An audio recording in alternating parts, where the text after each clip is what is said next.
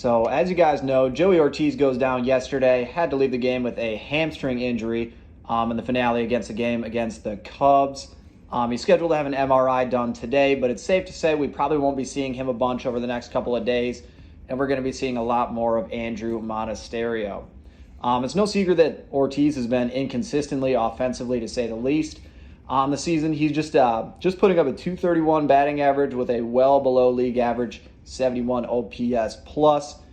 Certainly doesn't sound like an impact player. But as we take a deeper look, Joey Ortiz's absence could be a significant loss for Milwaukee down the stretch. For starters, Joey's offensive production has been significantly better in the second half.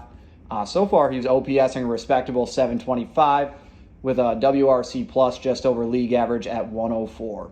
And all that added, he's hitting .294 ever since the start of the second half.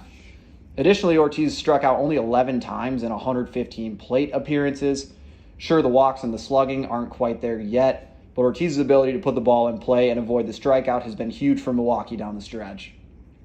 A big part of how Ortiz's bat will be missed down the stretch is due to that set ability of just putting balls in play.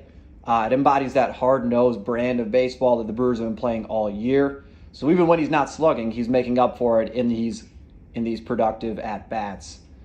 Simply putting the ball in play, you're moving runners, putting yourself in position to wreak havoc on the base paths, and Ortiz has done a great job of simplifying his game the last couple of weeks. Ortiz ranks in the top 89th percentile of whiff rate, top 84 percentile of K rate on the season. Making contact hasn't been a problem with him, but rather, to Murph's point earlier, it's just about that pitch selection. So we've seen how Milwaukee trusts their kids. Take Churriel, for example. Last year, and even to start this year, Churriel found himself in pitchers' counts purely because of pitch selection. One has to wonder what Ortiz's offensive upside could be with his natural ability to make some contact. After all, this guy was Rookie of the Year conversations about halfway through the year last year. If he can float anywhere around from league average OPS plus for a season, he's literally one of the most valuable players in baseball. But the greatest thing that Milwaukee is going to miss by Ortiz's absence, obviously, is his glove. And that's where he accumulates the majority of his value. I feel like a lot of people early in the season were talking up, Ortiz defensively, just in part to make sense of seeing his name in the lineup every single day. But it's getting about time to recognize him as a plus defender.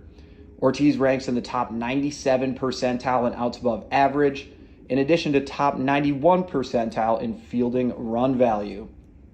To give you guys a little reference, Ortiz has twice as many outs above average, over former Gold Glover Francisco Lindor, and is only beaten out by the likes of Mason Wynn, Bobby Witt, Nick Allen, Trey Turner.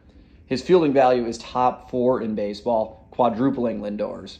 And now I realize this is not prime defensive Lindor, but the point still stands. There's no doubt Ortiz has had his struggles offensively, but I think we don't realize how valuable he truly is. The player comp I keep coming back to is Andrelton Simmons. Like Ortiz, Simmons wasn't known for slugging or even his walk numbers, but the guy never struck out, and he fielded his position better than just about anybody.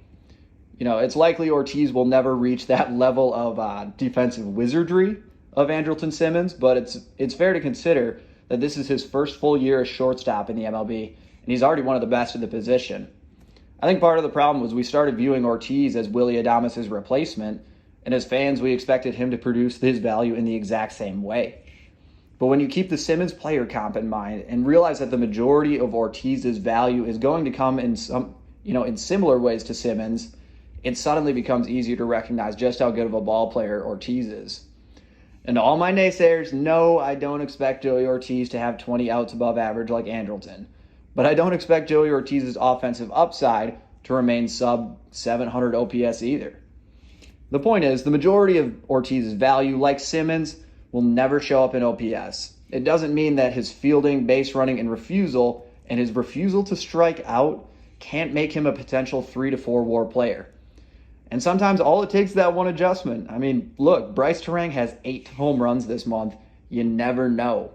Regardless, all that said, we need to take a collective prayer and pray that this MRI comes back clean, because losing Ortiz would just be a huge loss to this ball club.